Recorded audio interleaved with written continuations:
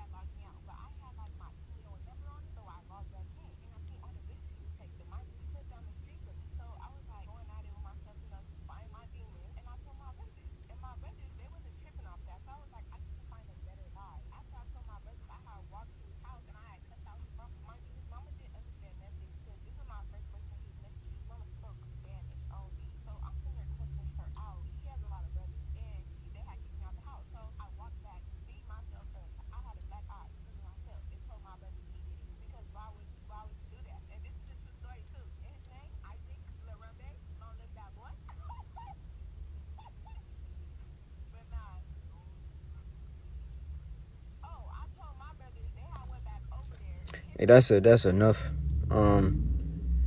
Let's go into some precepts, man, because as the scripture says in the book of Ecclesiasticus, because just watching it and hearing it, and that's not even my first time hearing it, but that shit is just wicked, man. This is just another reason as to why we have to get out of here. There's Sirach 25:19, and it reads, "All wickedness is but little to the wickedness of a woman. Let the portion of a sinner fall upon her."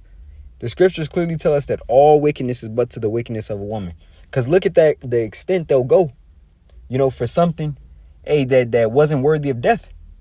He was just talking to women. She ain't even say he slept with him. She just said he was talking to him. Here she goes, over into his mom's house, cusses him out.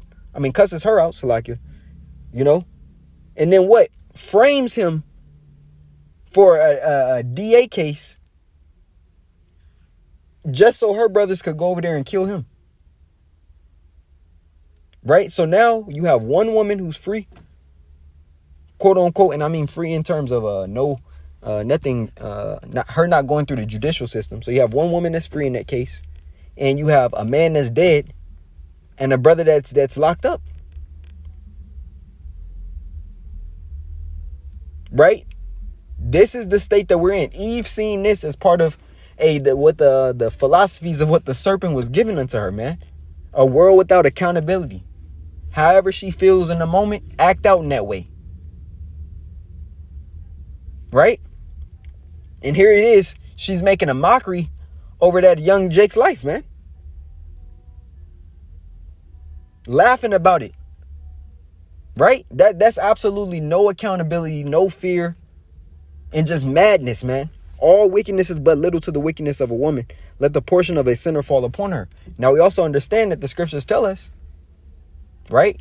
Nobody perisheth being innocent. Matter of fact, let's go into it in the book of Job, right? This is Job chapter 4, verse 7. It reads, "Remember, I pray thee, whoever perished being innocent, or where were the righteous cut off?" So we understand that was ultimately a judgment from Yahweh Shai Shai. But the way that the judgment played out, sheesh, man. Right? Because the scriptures also tell us this. A wicked woman is given to the what? The portion. Right? It is Sirach 26 and 23. And it reads, "A wicked woman is given as the portion to a wicked man, but a godly woman is given to him that feareth the Lord." Yahweh Bashim Shai, man. So ultimately, that was a match made in hell. The Lord deemed her fit to be with him, to take him out, right? So let's finish, right?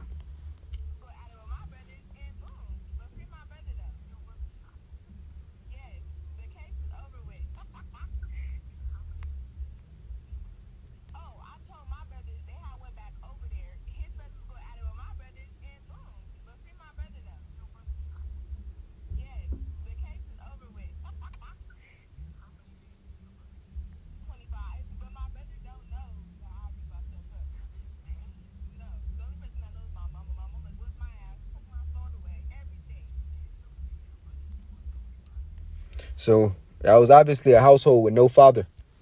That was obviously a household with no father, man.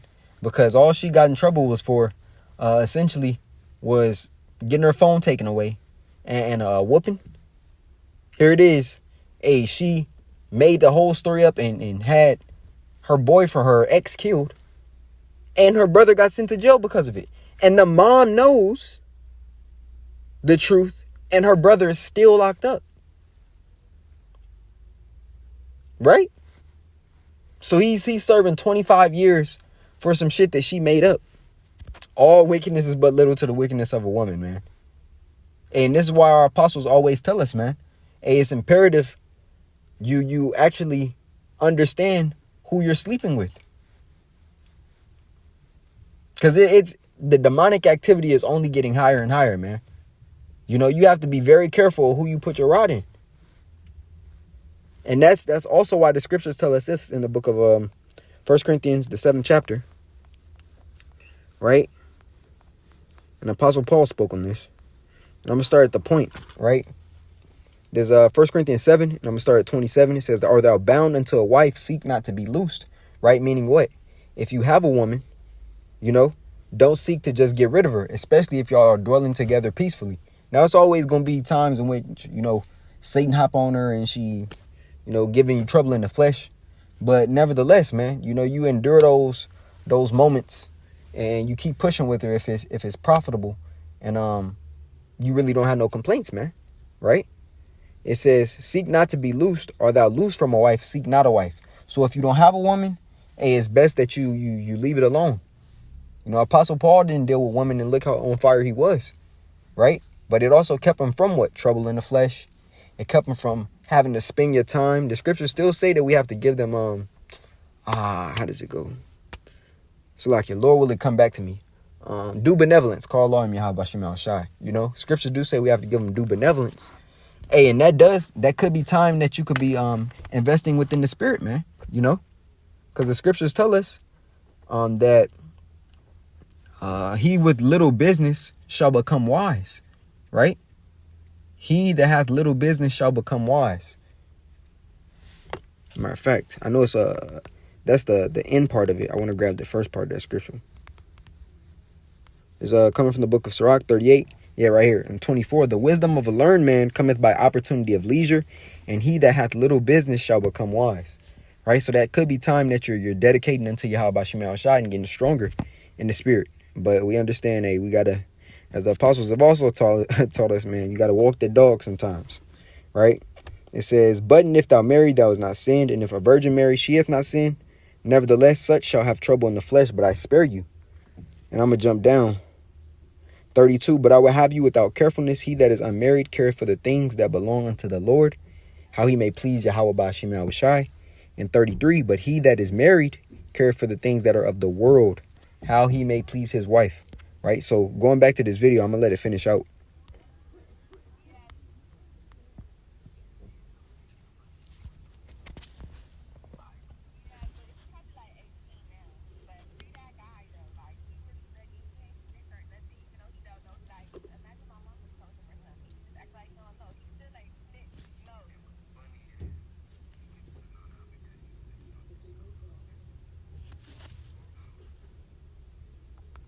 And that's the beauty of it, you know.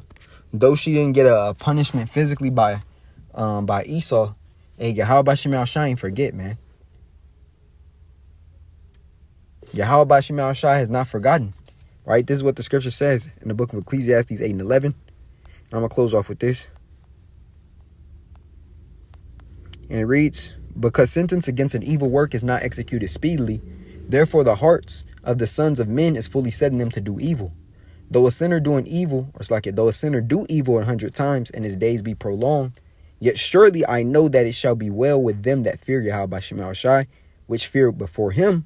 But it shall not be well with the wicked, neither shall he prolong his days, which are as a shadow, because he feareth not Yahweh Bashim Yahushai."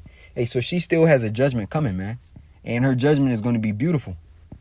Hey, who knows how the Lord is going to get her. But just know that Yahweh Bashim Yahushai didn't forget, you know, what she did.